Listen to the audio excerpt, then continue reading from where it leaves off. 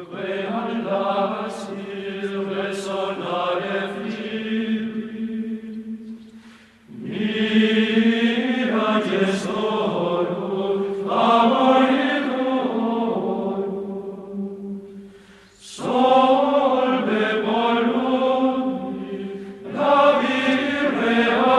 ever there were a time to act in a spirit of renewed multilateralism, a moment to create a United Nations of genuine collective action, it is now.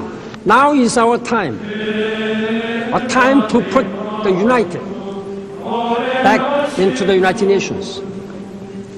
United in purpose, united in action. The time has come for the world to move in a new direction. We must embrace a new era of engagement based on mutual interest and mutual respect, and our work must begin now.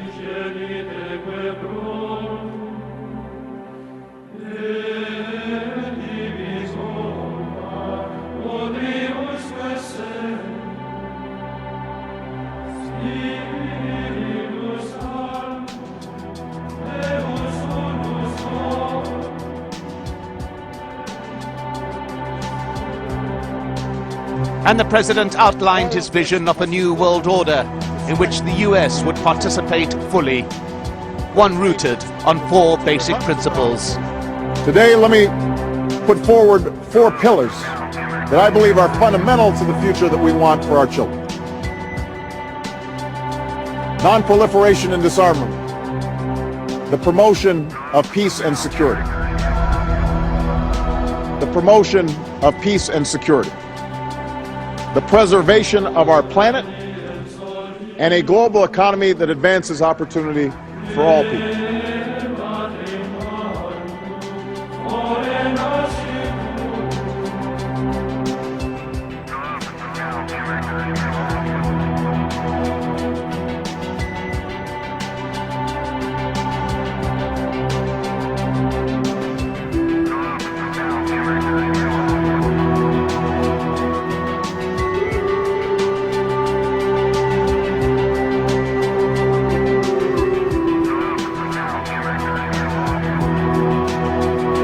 Today, let me put forward 4 pillars that I believe are fundamental to the future that we want for our children. Your 4 pillars. We will brand your preferiti and sacrifice them on the altars of science. Then bring your church down upon you.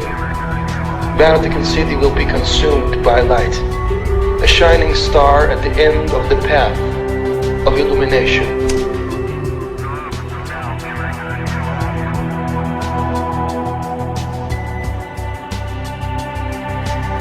It's the ancient Illuminati thread, destruction of Vatican City through light. 4 pillars. There's your kidnapped cardinals. You didn't tell me they were the preferiti, the favorites to be named the next pope.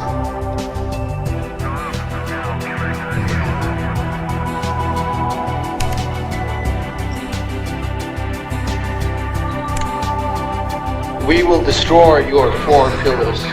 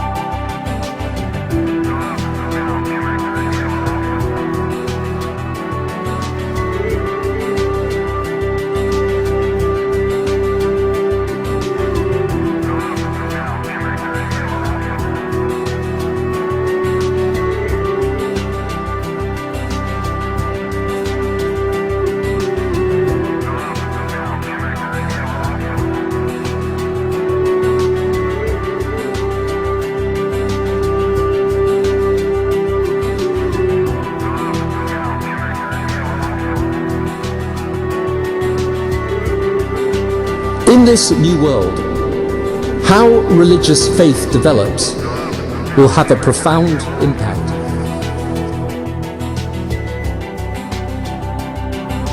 make no mistake, this cannot solely be America's endeavor. Those who used to chastise America for acting alone in the world cannot now stand by and wait for America to solve the world's problems alone.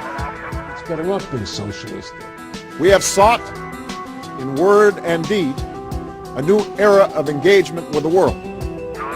Now is the time for all of us to take our share of responsibility for a global response to global challenge.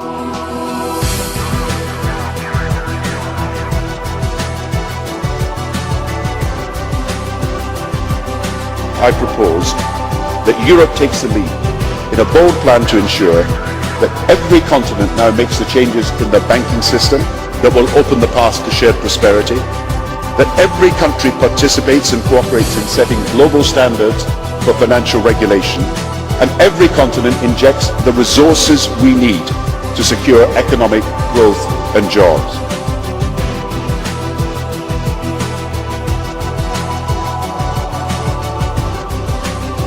I propose that Europe takes the lead.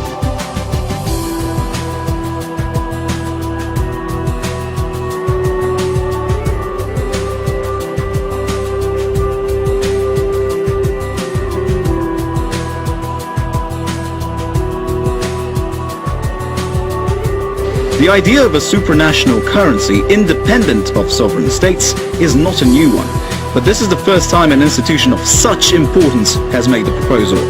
The United Nations says it wants to go back to the idea of special drawing rights, or SDRs, and make it into a proper currency.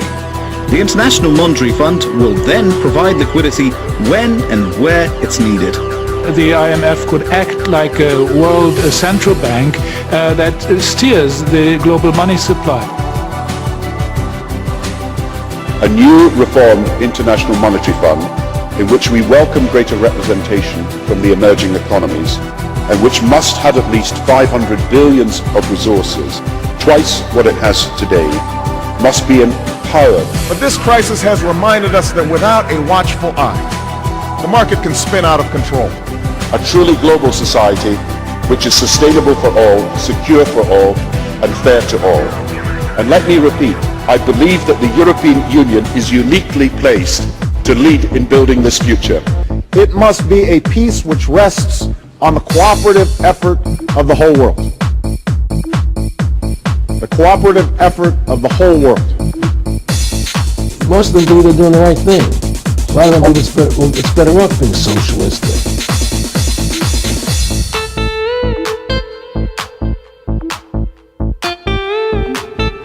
The world must stand together to demonstrate that international law is not an empty promise, and that treaties will be enforced. Now, never in recent years have we had an American leadership so keen to cooperate at all levels with Europe. America has no better partner than Europe. So starting with the EU-US summit a few days from now, when President Obama comes to Prague, we can transform that summit from just an annual meeting into an unstoppable progressive partnership to secure the global change that the world now needs.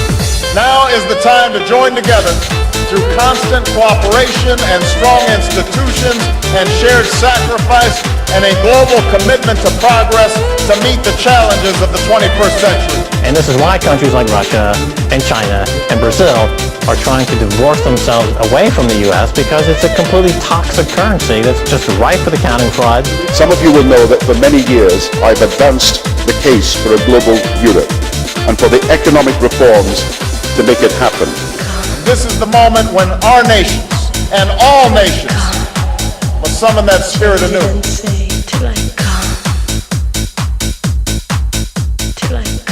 Questioning church rulings on scientific matters. They radicalized them. The Purga created a darker, more violent Illuminati. President Obama kicked off a marathon day of diplomacy with his first UN speech. Welcome to the How are you? United Nations. Thank you. My I'm pleasure. very honored. The topic, climate change. 100 world leaders are meeting for a special summit ahead of the United Nations General Assembly. All of us will face doubts and difficulties in our own capitals as we try to reach a lasting solution to the climate challenge. The danger posed by climate change cannot be denied.